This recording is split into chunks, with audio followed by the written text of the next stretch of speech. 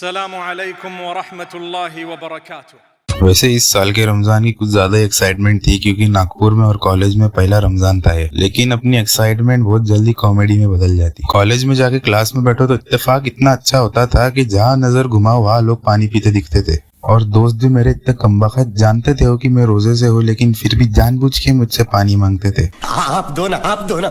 एक मेरा दोस्त है, एक नंबर है वो दुनिया का आठवां अजूबा। मुझे बोलता कि भाई तू खुद पानी नहीं पी रहा ना, तो एक काम कर मेरे लिए लाया कर पीने के लिए। सुभान अल्लाह। और एक तो दोस्त मेरा ऐसा था कि उसको रमजान की एक्साइटमेंट मेरे से ज्यादा थी। रोजे मैं रख रहा था लेकिन दिन वो गिन रहा था। वैसे अभी मार्च का ही महीना है, लेकिन नागपुर में इतनी खतरनाक गर्मी चालू हो गई, सुखा देने वाली गर्मी एकदम। बिना खाए पिए कोई इंसान 5 मिनट भी खड़े रह गया धूप में तो खत्म हो जाएगा वो। और ऐसी ही धूप में मैं बाहर से जाकर वापस कॉलेज में आया दोपहर में, क्लास में आके बैठा। टीचर से प्रोजेक्टर चालू नहीं हो रहा था तो मुझे ऊपर के फ्लोर पे रिमोट लाने के लिए भेजा। ऊपर कोई था नहीं तो मैं खाली हाथ वापस आ गया। मुझे वापस ऊपर भिजवा दिए। रोजे की हालत में 2 बार ऊपर नीचे करवाए मेरे से।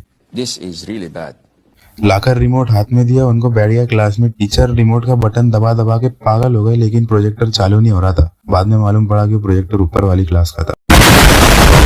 फिर एक दिन बायोकेमिस्ट्री लैब में बैठे, पीछे हमारा हबीबी बैठे थे। अब सामने सेमिनार चालू था, पीछे अचानक से मेरे दोस्त का चालू हो गया, उठा ले उठा ले उठा ले। मेरे को लग रहा भाई सेमिनार अच्छा नहीं लग रहा होगा भाई को, तो शायद दुआ कर रहा रहेगा कि उठा ले उठा ले। मैं कहा भाई अगर सही में भी उठा लिए तेरे को तो टेंशन नहीं है, रमजान है, जन्नत में जाएगा। तो मेरा दोस्त मेरे को बोलता अबे थकेले, तेरे को बोल रहा तेरी टोपी गिर गई, वो उठा ले। सुबह 4 बजे उठ के बयान देखना चालू कर दो ना तो यही साइड इफेक्ट आते हैं। फिर रमजान के पहले हफ्ते में आ गया मेरा फिजियोलॉजी का सेमिनार। खबर ऐसी मिली थी कि जिस प्रोफेसर के ऑफिस में हमको सेमिनार देने का था, तो उस ऑफिस में बोर्ड वगैरह कुछ भी नहीं समझाने के लिए, तो अपनी तरफ से चीजें लेके जानी पड़ती। लेकिन मेरे को ये किसी ने नहीं बताया था कि पहले से कुछ कलाकारी करके जाना पड़ता अपने को। वहाँ पे केबिन में जाके देख रहा मैं कि दूसरे बच्चे एकदम colourful diagram, notes, flow chart बना के, और यहाँ पे दूसरी तरफ मैं बस एक ब्लैंक बुक का मिडल पेज फाड़ के लेके आ गया, और साथ में 2 पेन, काला और लाल। उसमें से भी सिर्फ काला ही इस्तेमाल हुआ। माशाअल्लाह। नींद के तो अलग ही मसले चल रहे थे। रोज नियत करता था मैं कि सुबह पहले लेक्चर से कॉलेज में जाऊंगा, तो सुबह 7:30-8 बजे की अलार्म लगा के सो जाता था मैं। लेकिन जब आँख खुलती थी तो देखता था घड़ी में छोटा कांटा 12 पे और बड़ा 6 पे रहता था। सुभान अल्लाह। खैर कोई बात नहीं। वैसे शाम को इफ्तारी के भी मस्त सीन चलते थे। पहला एक हफ्ता तो हमारे सीनियर ने हमको इफ्तारी करवाए। अच्छा लगता था उनके साथ बैठ के खाने में। बस मसला एक हो जाता था कि दिन भर की गर्मी में थक के आओ और शाम में शरबत बनाने का काम मिल जाता था। वो ठंडा पानी, उसके अंदर शक्कर मिलाओ, फिर बर्फ डाल दो, उसमें नींबू भी डालना पड़ता था। लेकिन रमजान में मैंने सिर्फ एक ही बार नींबू काटा, वो भी मेरा पहली और आखिरी बार था, क्योंकि नींबू काटते काटते मेरे हाथ पे रमजान का चांद बन गया था।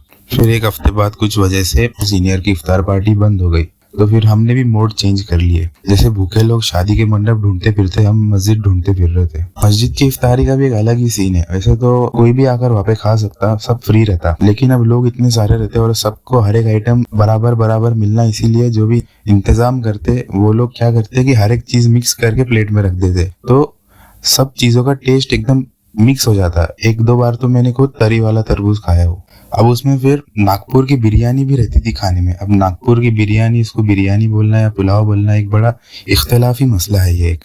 बहरहाल तो जो रेगुलर नॉनवेज खाता है उनके साथ काफी बार ये होता है, जैसे कि रेगिस्तान में मुसाफिर जाते रहता, उसको दूर तालाब दिखता, लेकिन जब वो उस तालाब के पास जाता तो समझ में आता तालाब नहीं बल्कि इल्यूजन था। ऐसे ही सेम होता है कि बिरयानी खाते रहो और सामने आपको दिखता है एकदम मस्त बोनलेस मटन का पीस रखा हुआ है, हाथ लगा के देखे तो समझ में आता कि हड्डी है वो। वैसे धीरे धीरे करके फिर सब चीजें लाइन पे आ रही थी, लग रहा था शेड्यूल अब नॉर्मल हो जाएगा, लेकिन मेन एडवेंचर अभी बाकी था। एक रात को हम 3 दोस्त होटल में बैठ के रोटियां तोड़ रहे थे, तब हमको खबर मिली कि नागपुर में दंगे हो गए, और वो भी एन वही जगह पे जहाँ पे मैं रहता। सुभान अल्लाह। तो जैसे ही हमको ये खबर मिली तो हमने प्लेट में की मुर्गी पे शदीद अजाब मुसल्लत किए। तंदूर रोटी हाथ में उठा के रेजा रेजा कर दिए थे। मुर्गी की बोटियों को हमने इबरत का निशान बना दिए थे, और ग्रेवी का आखिरी कतरा गले से उतारने के बाद फिर हम उठे, हाथ मुंह धोए, पैसे भरे और सीधा छू।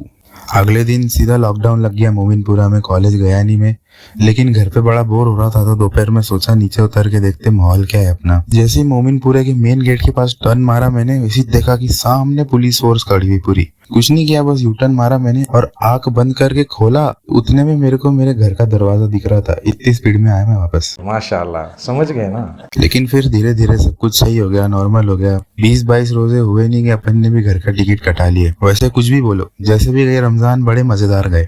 पूरा रमजान बयान कुरान और तब सुनते सुनते निकल गया। वैसे अपनी तरफ से तो पूरी कोशिश की रमजान का अच्छे से पालन करे। वैसे अब देखते ईद आ रही, उसके साथ और भी बहुत लोग आ रहे, देखते अभी कितने दिन तक लाइन से रहते।